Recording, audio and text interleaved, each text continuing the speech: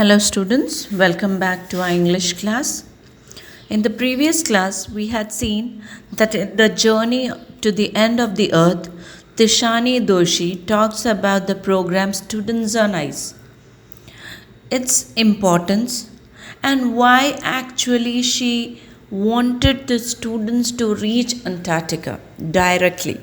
Not just learning about Antarctica from the books and acquiring the knowledge like that, but then she wanted them to have a hands-on experience in Antarctica, and that's the real mission of Students on Ice.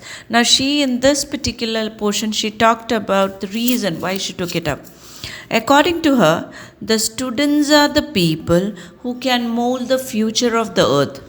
And if they have a view of the real Antarctica, then their own eyes and experience, their own eyes, with their own eyes, if they have a view of the real Antarctica with their own eyes and experience the life out there, the ambience out there, then one day they might become the soldiers of Mother Earth, protecting her and conserving her. So these are the ultimate concepts that she had in her mind when she took up the program Students on Ice.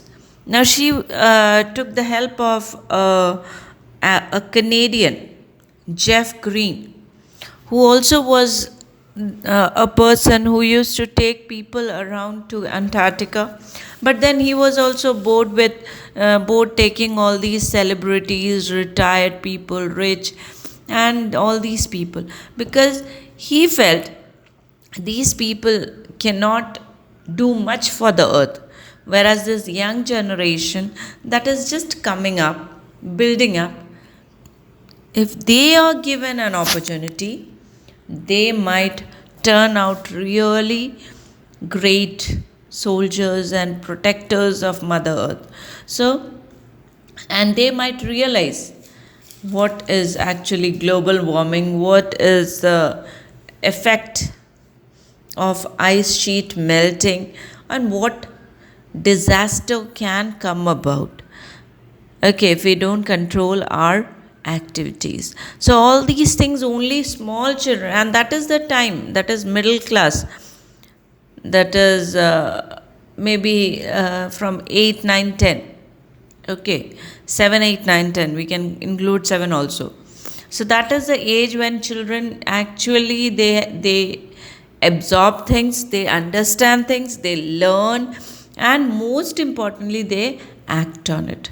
So this was the reason why these two people came forward and they started taking students to Antarctica. So today children, we'll start with page 21, paragraph 3. Antarctica, because of a simple ecosystem and lack of biodiversity, is the perfect place to study how little changes in the environment can have big repercussions. Okay, repercussions means bad result. Okay, so here Antarctica is the best place where we can study, because it doesn't have that diverse ecosystem and biodiversity, it doesn't have such things. So it's easier to study about the changes in the environment in Antarctica, and we come to know that how small changes that come about in the environment bring about huge bad results. Okay, so that's why, and that is the reason why Tishani Doshi says that this is the place where you can study about Earth's past, present, and future. Okay, so because its ecosystem is very simple, there is no biodiversity, and then this place human beings very rarely step on it, so everything that is there in it is intact, nobody has tampered with it. Okay, take the microscopic phytoplankton. Now, phytoplanktons are photosynthetic plants, mainly unicellular algae. Okay, mainly you can call it algae. Okay, so these phytoplanktons are generally found in sea, and they are the house of many small, tiny, microscopic, and even otherwise small insects. And these fishes, they survive on phytoplankton and the small living organisms that live on these phytoplanktons. And so the food chain, the sea in the ocean goes on like this. Small fishes are fed by, means the large fishes feed on the small fishes, and then larger fishes feed on them. So this is how the life goes on, the food chain goes on in the sea.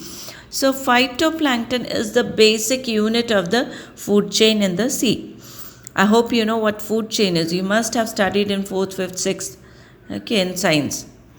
So take the microscopic phytoplankton, those grasses of the sea that nourish and sustain the entire southern ocean food chain. So, as I told you, phytoplanktons are the basic unit of the food chain, and on this, many smaller fishes survive, and that's how these animals, the food chain continues like that.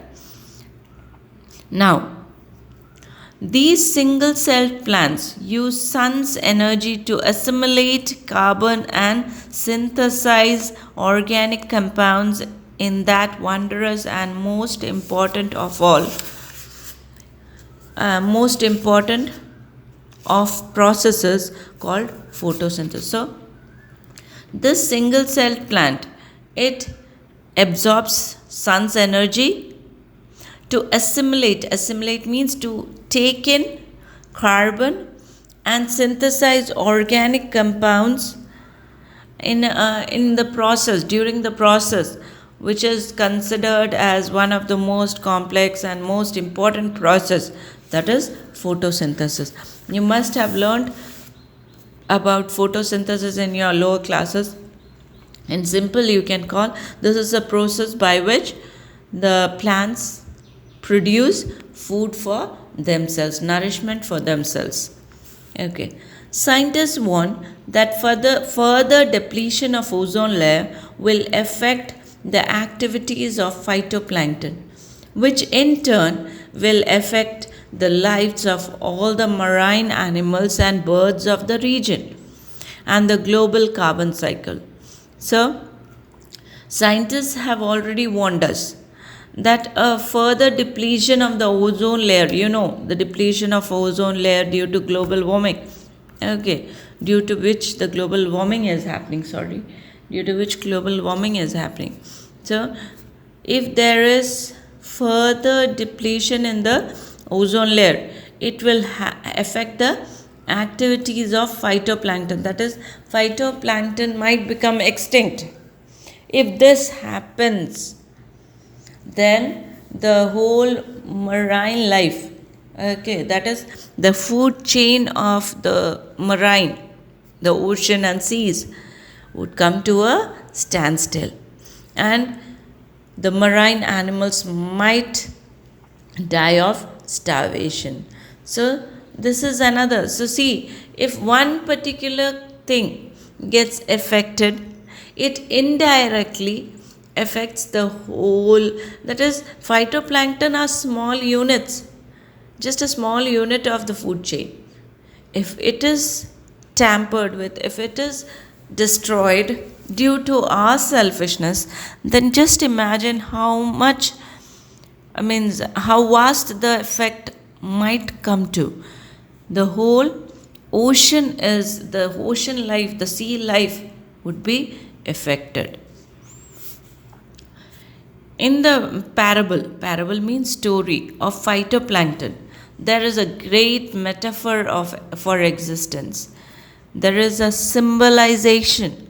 If you talk about when you're talking about phytoplankton, okay, then in talking about the phytoplankton, there is, you can say, there is a story hidden, a very big symbolic representation that if we look after the smaller things, the bigger things would fall in place, everything will be appropriate. That's why here Tishani Doshi is saying, take care of small things and the big things will fall in place. If we take care of the smallest unit of any existence, then the bigger units will be properly maintained. We can look after them properly. So it's very important that we look after the earth's smaller units, the basic